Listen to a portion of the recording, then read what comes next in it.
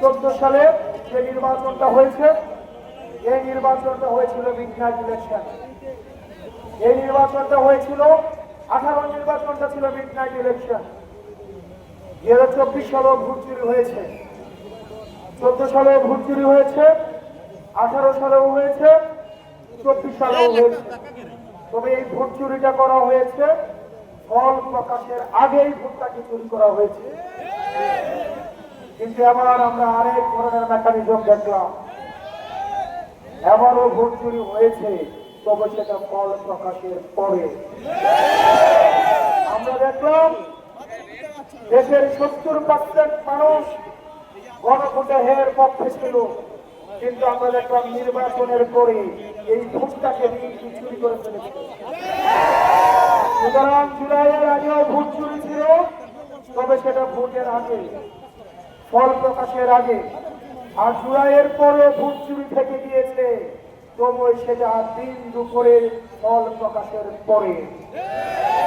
প্রিয় বিএনপি, মনে রাখবেন, এই তরুণ প্রজন্মের বিপক্ষে গিয়ে আপনারা যদি মনে করে থাকেন যে আপনারা দেশটাকে সুপথে পরিচালিত করতে পারবেন, আপনারা সংস্কার করতে পারবেন এই জনগণের বিপক্ষে গিয়ে, তাহলে আপনারা ভুল ভাবছেন। আপনারা বলেছিলেন 1 কোটি কর্মসংস্থান আপনারা নিশ্চিত করবেন, কিন্তু 6 মাস হয়ে গিয়েছে। 1 কোটি দূরে থাক, 50 লাখ দূরে থাক, 10 লাখ দূরে থাক, 1 লাখ দূরে থাক, একটা কর্মসংস্থান আপনারা নিশ্চিত করতে পারেন নাই। বিএনপি সরকার আগে বিদ্যুৎ মানুষের বাড়িতে মাঝে মাঝে যেত, আর এখন বিদ্যুৎ মাঝে মাঝে আসে।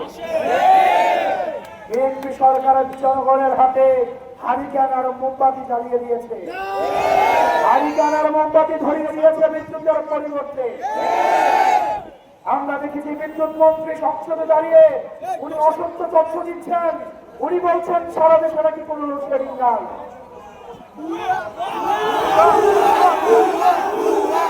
আমরা বিদ্যুৎ মন্ত্রীকে বলতে চাই, লোডশেডিং নাই সেটা সত্য, তবে সেটা আপনার বাসায়।